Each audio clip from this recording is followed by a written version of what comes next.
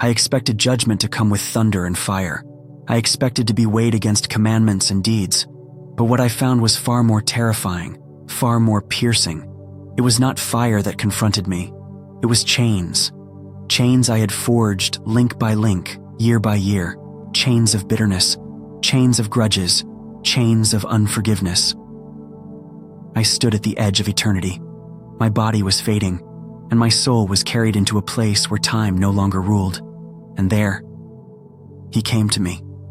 Jesus, not with wrath, not with thunder, but with a gaze that cut deeper than lightning and gentler than rain.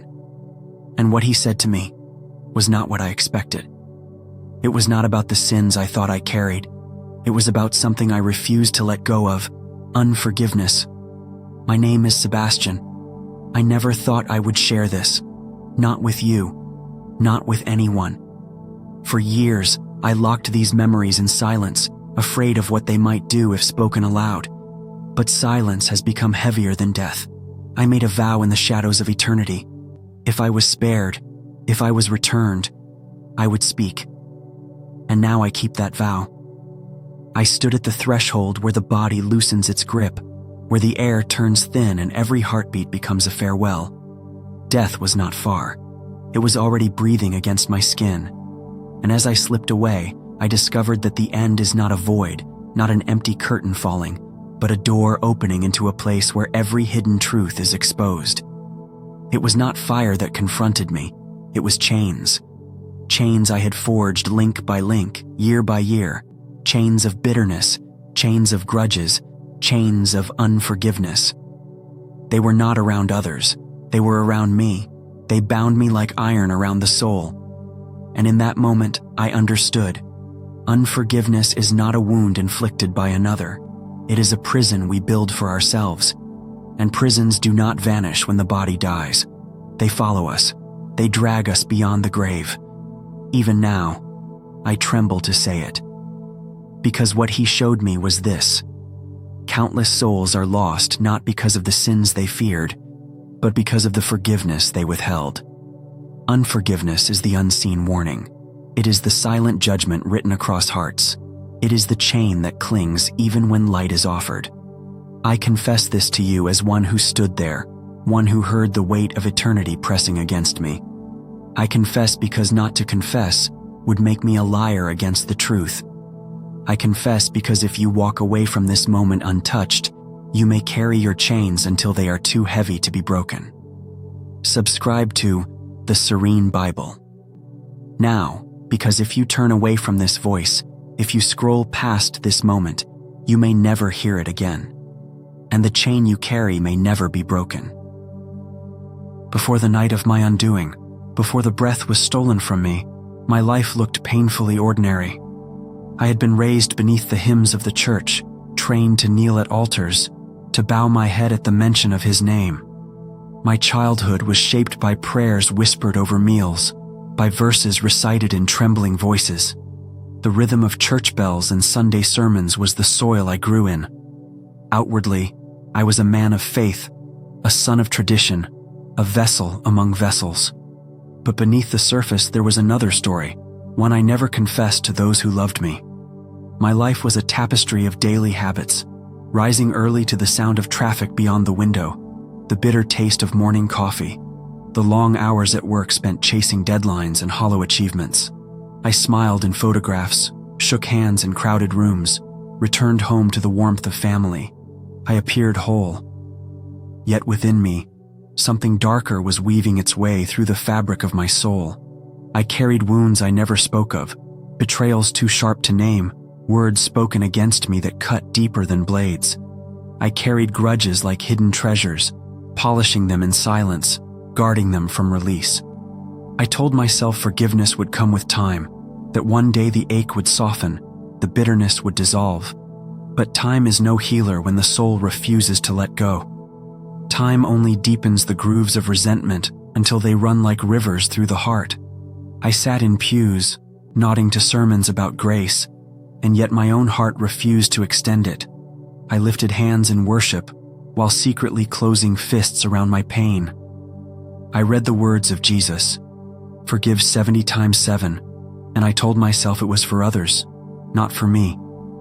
He called my name in the dark, but I silenced the echo with noise, with busyness, with pride. And so life went on, outwardly holy, inwardly divided. My prayers were spoken, but they hung unanswered. My joy was shallow, easily shattered. I was present with my family, yet haunted by invisible chains. My laughter never reached my soul. I did not see it then, but unforgiveness had become my hidden god. It consumed my strength, shaped my choices, dictated my silences. And like a shadow growing at the edge of light, it spread, slow, subtle, patient. I thought myself alive, but I was already fading. I thought myself free, but I was already bound. I thought myself forgiven, yet I withheld forgiveness from others. He called my name in the dark, but I would not listen. And so I lived, as many live, blind to the eternal weight of quiet grudges, blind to the way bitterness carves itself into eternity, blind to the truth that chains are not broken by time, but only by surrender. And all the while, the day of my undoing drew closer. The veil was waiting. The moment of silence was already written. And though I busied myself with the ordinary, eternity had already begun to prepare its lesson for me. He called my name in the dark. He called my name in the dark. And soon, I would answer. I remember the night as if it were carved into stone. The air itself seemed heavier, pressing against my lungs, squeezing out the breath that once came so easily. One moment I was alive, bound to the rhythms of this world, and the next, I felt the weight of life slipping from me like water through trembling hands. My chest rose once, twice, and then faltered. My heartbeat, that faithful drum within me, staggered, slowed, stuttered like a fading song. I knew it then. I was dying. It did not announce itself with thunder or storm. No great spectacle split the sky. Death came softly, like a thief stepping barefoot into the room of my soul. My body grew cold, as if all the warmth I had hoarded, anger, joy, memory, pain, was draining away into an unseen abyss. My fingers no longer belonged to me. My eyes dimmed, my ears filled with a great ringing silence. And in that silence, panic clawed at me. I wanted to hold on, to grasp one more breath, to cling to the earth, to cry out for mercy. But breath betrayed me. Air became a stranger. My lips would not form words. I reached for life, but life slipped away. Then came the falling. It was not a fall of body, but of soul. A great unmooring. I felt myself lifting and leaving, torn from the shell of flesh that had once been my refuge. I looked upon myself as one looks upon a shadow cast by fading light. The body that bore my name was crumpled, weak, but I was still awake, still aware. I was more alive in death than I had ever been in life, and yet, in that moment of separation, I was pierced with terror. For I realized there is no pretending here, no mask to hide behind, no excuses to cling to. Death stripped me bare, and in its cold unveiling, I saw chains that had been with me all along, chains forged not of iron, but of unforgiveness. He called my name in the dark, but even as he called, the chains rattled louder. I felt their weight around my soul, binding me in ways I had never admitted while I breathed. Grudges I had cherished wrapped themselves around me like serpents. Bitterness I had fed became a cage. Resentment I refused to release became my prison. The panic gave way to an eerie calm, as if some greater hand was pressing silence into me. The struggle ended. My body was no longer mine. My pulse was gone. Yet I was awake, still awake, more awake than ever. And it was then, hovering between two worlds, that I heard it again. So clear, so undeniable. He called my name in the dark. The voice was not thunder, nor fire, nor storm. It was weightier than all of these, and it filled the silence of my being with a holiness I could not escape. It was love, fierce and unyielding. Love that saw through every mask, every pretense. Love that demanded truth. And in that moment of death, truth was all that remained. My soul trembled, for I understood what I had ignored in life. Unforgiveness is not just a wound. It is a chain that follows you beyond the veil. I was dying, yet I was alive enough to see the eternal danger. He called my name in the dark. He called my name in the dark, and I could no longer run. I crossed. Not with feet, not with breath, not with flesh, but with the bare essence of my being. One moment I was tethered to the weight of earth, and the next I was drawn upward, as if some unseen hand had taken hold of me and pulled me into a realm I could never have imagined. The darkness that had swallowed my last breath gave way to a tunnel of radiance, endless, stretching, alive. It was not light as we know it, not the pale flame of a candle, nor the harsh blaze of the sun. This light was a presence. It breathed, it moved, it sang. Waves of brilliance poured through me, carrying whispers that seemed to echo from eternity itself. And I was undone by it. I felt peace as I had never known, peace that wrapped around me like a garment woven from love itself, peace that silenced every storm I had carried in life. I heard songs, not with ears, but with soul. Harmonies too vast for the human tongue, melodies that seemed to thread through every fiber of creation. Each note was alive, each sound a living being of worship, rising higher and higher into the throne of the holy. It should have been perfect. It should have been joy unbroken. Yet, a heaviness clung to me. As I moved further into that living light, I realized the weight I had carried from the earth was not gone. The chains of unforgiveness did not fall away at death's threshold. They followed me. They wrapped themselves tighter, hissing, reminding me of every bitterness I refused to release. While the light called me higher, the chains pulled me lower. While the songs lifted, their grip dragged me into silence. I knew then. Death does not erase what you feed in life. It magnifies it. The seeds you plant in your soul will bloom beyond the grave. And mine were bitter seeds. Seeds of grudges nurtured in secret, watered with pride, shielded from grace. Now, in this holy place, they rose up against me. He called my name in the dark, and even now, in the light, his voice followed.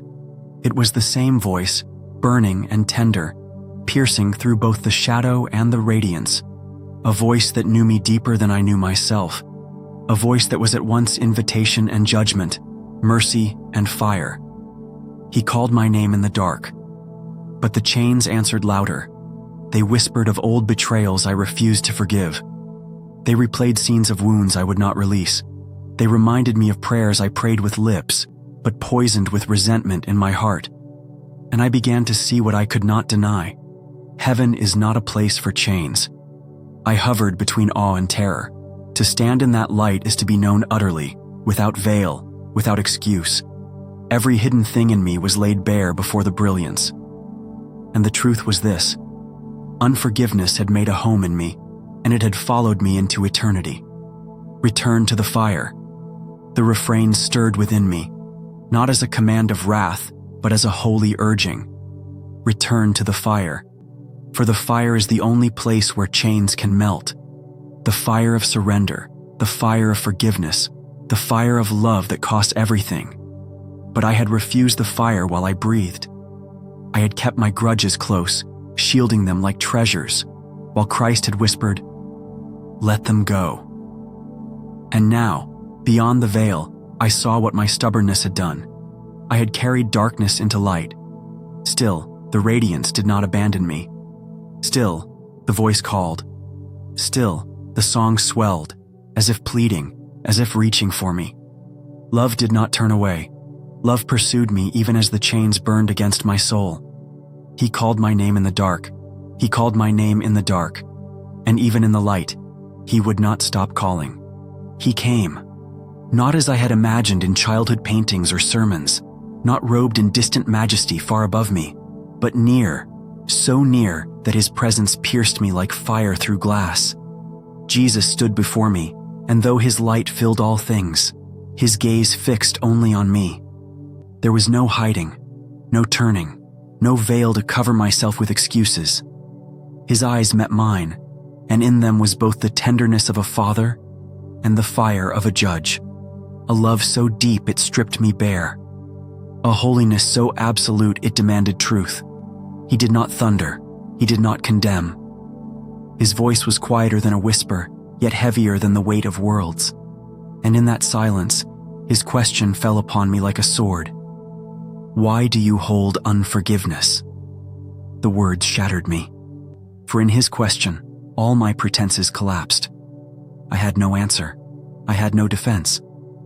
He called my name in the dark, and now he called it again in the light, not with accusation, but with grief, not with wrath, but with sorrow. His question was not for his sake, it was for mine. At once the veil was lifted. My life unfolded before me, not in scattered fragments, but in a stream of truth so clear, so undeniable, that I could not look away. Every moment of bitterness, every thought I rehearsed in secret, every word I withheld in cold silence, it rose before me. Each grudge I had cradled appeared, not as memory, but as chain. I saw them wrapped around me, links forged from anger, resentment, betrayal. Some were small, birthed in petty quarrels I never released. Others were heavy, born from deep wounds I swore I would never forgive. Each one I had carried as if it were armor, yet now I saw it was my prison. I thought unforgiveness was power. I thought withholding mercy kept me safe from those who hurt me. But here, in his gaze, I saw it for what it truly was. Unforgiveness was not protection. It was poison. It was the slow death of my soul. And the most haunting truth, unforgiveness had not bound the ones who wronged me. It had bound me. The chains were not upon their necks. They were coiled around mine. He called my name in the dark. The light revealed what the dark had hidden. Unforgiveness is separation from God. Not just a feeling, not just a wound, but a wall, a gulf, a death of the spirit that even heaven cannot ignore. For how can one step into eternal love while clutching hatred? How can a heart enter his kingdom when it refuses to reflect his mercy? In his presence, I knew. Unforgiveness is spiritual death. It is the soul's rebellion against the very nature of Christ. And I saw what I had refused to see in life, that my refusal to forgive was not merely weakness, it was defiance against the cross itself. Return to the fire. The refrain burned again in me. Return to the fire, the place where pride dies, where chains melt, where mercy flows. But in that holy moment, I realized I had turned away from the fire too many times, choosing bitterness over surrender, hardness over grace. And still his eyes did not turn from me. Still his love did not retreat. Still his voice, tender and trembling with sorrow, waited for my answer to the question that pierced eternity. Why do you hold unforgiveness? I had no words, only tears, only chains, only the echo of a choice I had made in life but never thought would follow me here. He called my name in the dark, and even now he was calling, not to shame me, but to save me, not to crush me, but to free me. Yet I trembled, for I saw with perfect clarity, the gates of heaven cannot open to a heart that refuses to forgive. If I would not release, I could not be received. If you refuse to forgive, heaven cannot receive you. Subscribe to the Serene Bible, or risk forgetting this warning when eternity knocks. And when I thought the question had finished its work, when I believed the chains were already exposed, his voice pressed deeper, like a blade dividing bone from marrow. The truth came, not wrapped in riddles or parables, but unveiled, raw, and unshakable. If you do not forgive, you cannot be forgiven. The words did not thunder, but they reverberated through me as if the very foundations of eternity trembled with them. I felt them pierce not only my mind, but my very soul. This was not advice. This was not suggestion. This was commandment, eternal law, a decree woven into the heartbeat of heaven itself. He called my name in the dark, and with that call came the unveiling of the lie I had lived.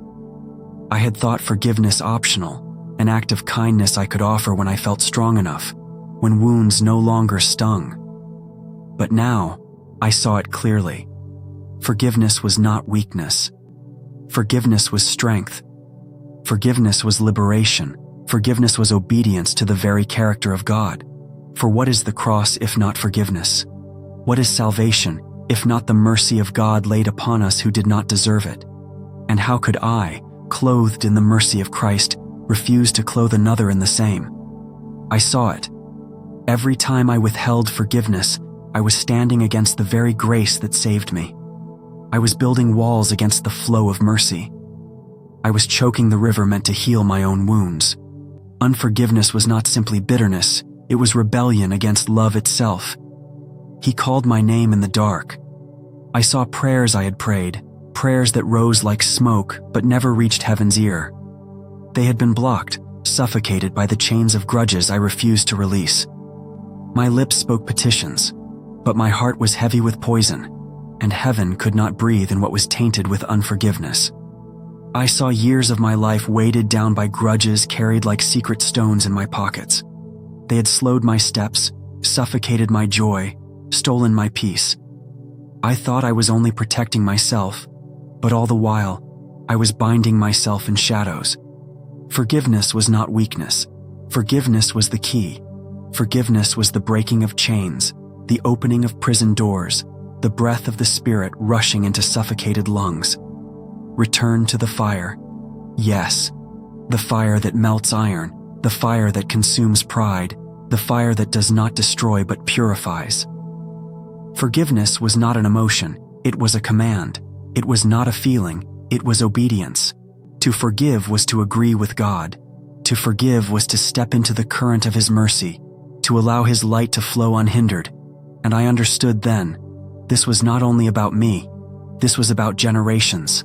I saw grudges passed like heirlooms, unforgiveness carried like family banners, bitterness whispered across decades, fathers teaching sons the language of resentment, mothers handing daughters the weight of old wounds, families bound not by love, but by ancient grudges that had never been released. I saw entire lineages walking in circles of pain, unable to break free because no one dared forgive. And I saw the invitation of heaven. One act of forgiveness could tear down centuries of bondage. One surrender could release generations to come. He called my name in the dark, and I knew this was not a gentle suggestion I could weigh in my own time. This was a mandate. To refuse was to choose death. To obey was to choose life. Forgiveness was the narrow path. Forgiveness was the cost of entry into His kingdom. Unforgiveness is the great deceiver. It whispers, "You are strong when you withhold." But in His light, I saw the truth. Unforgiveness makes you the prisoner, not the victor. Return to the fire. Forgive, not because they asked. Forgive, not because they deserved. Forgive, because Christ forgave me. Forgive, because eternity demands it. Forgive, because the chains that bind will never fall until forgiveness is spoken, released, and lived. I trembled as this truth filled me. For I knew then, heaven is not a place where bitterness can dwell. Love reigns there, mercy flows there, and unforgiveness cannot breathe in such an atmosphere. And His voice lingered like an echo etched into the marrow of my being. If you do not forgive, you cannot be forgiven. He called my name in the dark, and in that call was both judgment and mercy, command and invitation, fire and tenderness. Forgiveness was no longer optional. It was the very gate to life eternal. And when His words had finished cutting into me, when the truth of forgiveness had burned its mark upon my spirit, something opened before me, a vision, vast and terrifying, yet filled with holy weight. I saw them, countless souls, an ocean of faces, stretched as far as eternity could hold. Men and women, young and old, bound in chains not of iron, but of shadow. The chains wrapped their arms, their mouths, their hearts. Their eyes were dim, their voices silenced, their steps halted, and though they longed for freedom, they would not let go. For in their clenched fists, they still held the fragments of old wounds, the broken glass of ancient betrayals. They would rather bleed than release. He called my name in the dark, and he showed me. Unforgiveness is not silence, it is shackles. Bitterness is not memory, it is bondage. I saw entire nations weighed down, entire bloodlines stumbling under curses that began with one unyielded grudge. Generations repeating the pain of their fathers, living in wars their ancestors never chose to end. But then my eyes were turned, and I saw them, a remnant, few but radiant. Their chains had fallen like dust. Their hearts burned with a light the darkness could not comprehend. And how had they overcome? Not by sword, not by argument, not by pride. They had forgiven. They had chosen to open their hands and release the fragments of pain. They had let mercy flow, and in that release, their chains shattered. Returned to the fire. These were the ones who shone like stars in the midnight of this world. These were the warriors heaven had chosen, not because they were mighty in strength, but because they carried forgiveness as a weapon. And with it, they broke the back of demons. Then came the prophecy, not spoken in thunder, but carried into my marrow like a seal pressed to wax. In the days to come, forgiveness will be the sword, mercy will be the shield.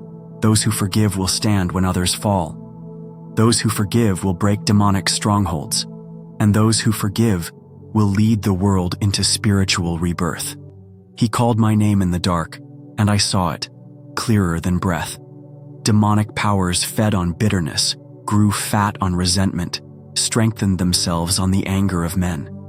But when forgiveness was spoken, their chains unraveled, their grip dissolved like smoke before the wind. Forgiveness was not weakness, it was warfare. Forgiveness was not surrender, it was victory. I saw demons shriek as a mother forgave the man who abandoned her. I saw strongholds collapse when a father forgave his prodigal son. I saw whole households healed because one heart released its grudge. And then, I saw something stranger still.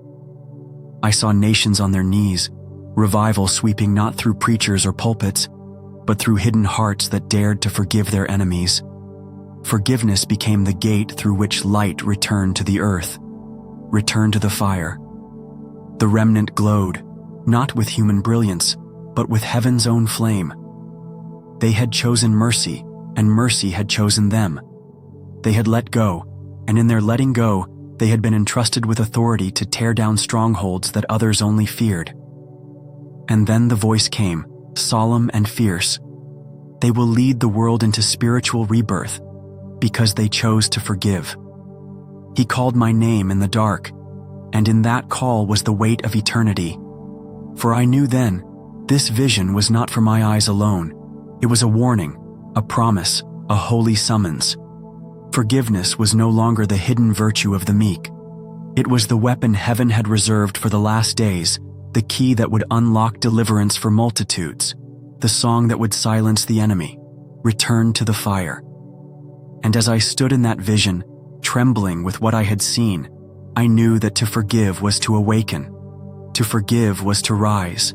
To forgive was to become part of the remnant, whose light no shadow could extinguish.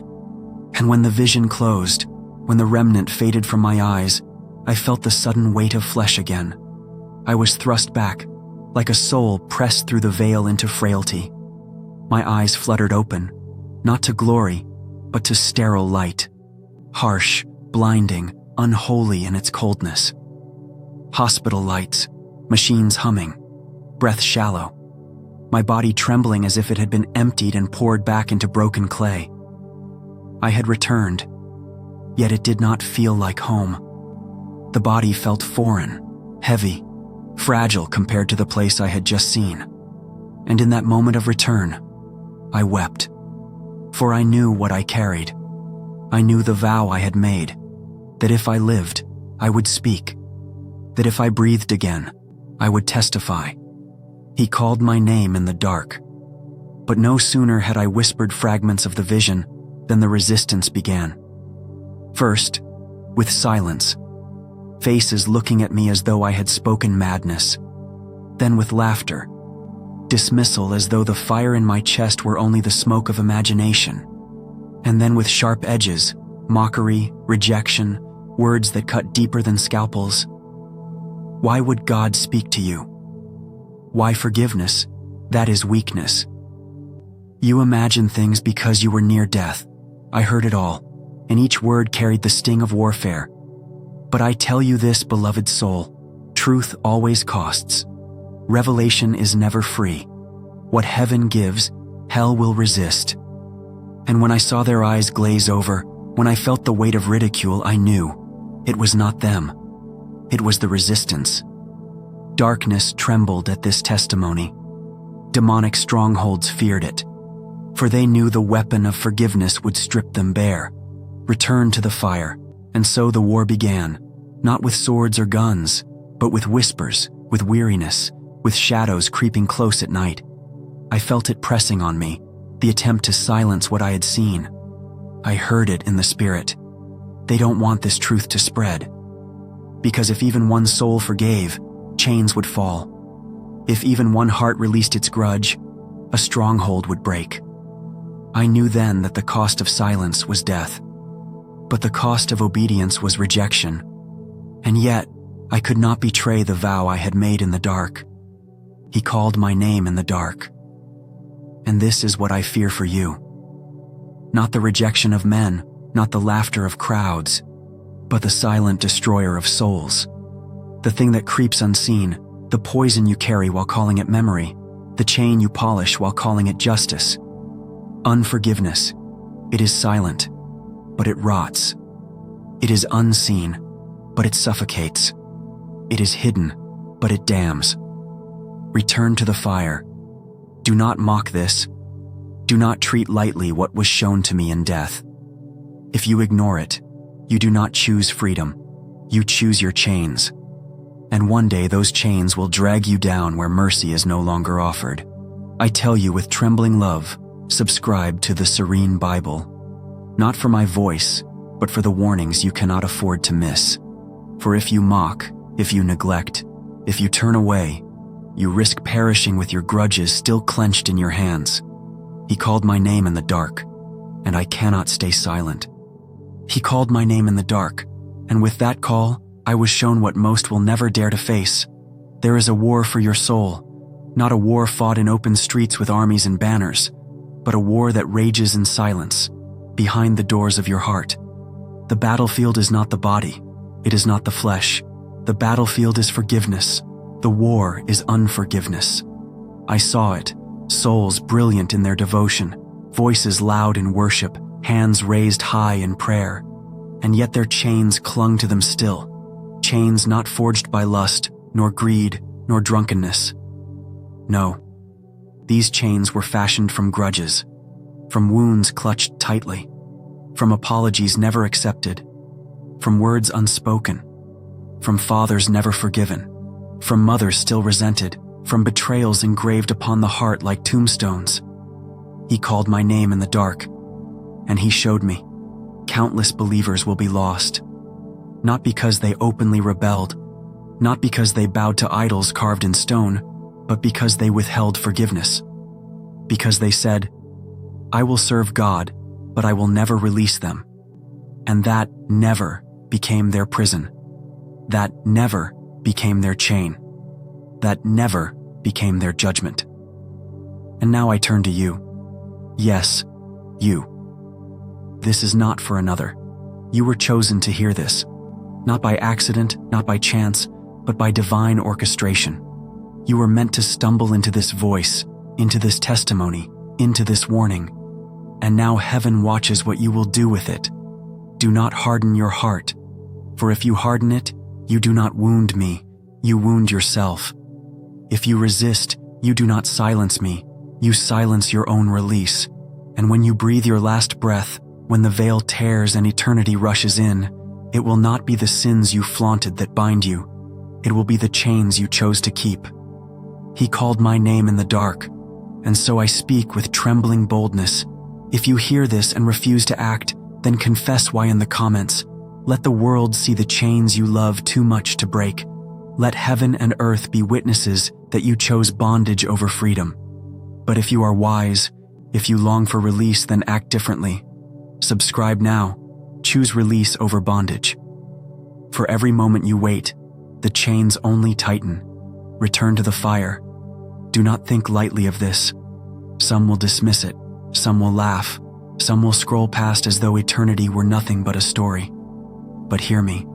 On Judgment Day, you will remember this warning. You will remember these words. You will remember that the door was shown to you, and you refused to walk through it. And you will weep, not because God was silent, but because you ignored him when he spoke. Do not be one of those who scrolled past eternity. Subscribe to the Serene Bible. Now, let this be your lifeline, your tether to truth in a world that is suffocating in lies. Do not let pride keep you bound. Do not let stubbornness hold you hostage. This is your hour. This is your warning. This is your call. He called my name in the dark, and now he calls yours. And now, as I stand at the edge of this confession, I know this is not just my story. It is yours. What I saw, what I carried back, what was burned into me like fire into dry wood, it does not belong to me alone. It belongs to every soul who hears these words. For the veil between life and eternity is thinner than breath, and when it lifts, there is no going back, no appeal, no delay, no second chance. Chains or wings, your choice. I saw it clearly. Chains that wrapped around ankles, dragging saints into shadows, though they thought themselves free. Wings that lifted others into the brilliance of his presence, light flowing through them like rivers. It was never about what they professed with lips, but what they carried in the silence of their hearts. Wings belong to those who forgave. Chains belong to those who clutched bitterness as if it were treasure. He called my name in the dark, and he whispered to me that forgiveness is not weakness. It is fire. It is the breaking of iron gates. It is the tearing open of prison doors. It is the choice that separates heaven from hell. And yet so many turn away, unwilling to release what they think defines them, unwilling to let go of their pain, as if pain could save them. This isn't just my story. It is yours. Your face, your name, your secret grudges, your unspoken bitterness, your quiet resentments. They all matter here. They all weigh here. They are either your chains or your wings. Return to the fire. Do not say, tomorrow. Do not whisper, later. Do not believe the lie that time will wait for you. For the hourglass runs silently, and every grain of sand is a soul's breath slipping into eternity. When the veil lifts, there is no going back. The story you chose is the story you will carry forever. The time is now. The time is now. The time is now. Do not delay your release. Do not gamble with your eternity. Do not clutch what he is asking you to surrender.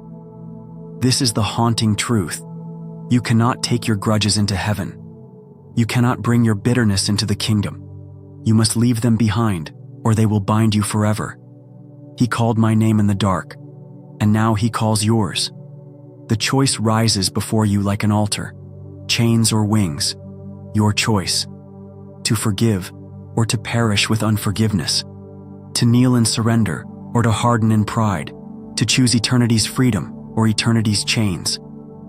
Return to the Gospels. Return to Christ. Return to forgiveness. Return to the fire. This is not entertainment. This is not story. This is eternity. And so I whisper to you with trembling, the time is now. The time is now. The time is now. Let the silence after these words haunt you. Let it burn inside you. Let it remind you that eternity is closer than you think. He called my name in the dark. Now he calls yours.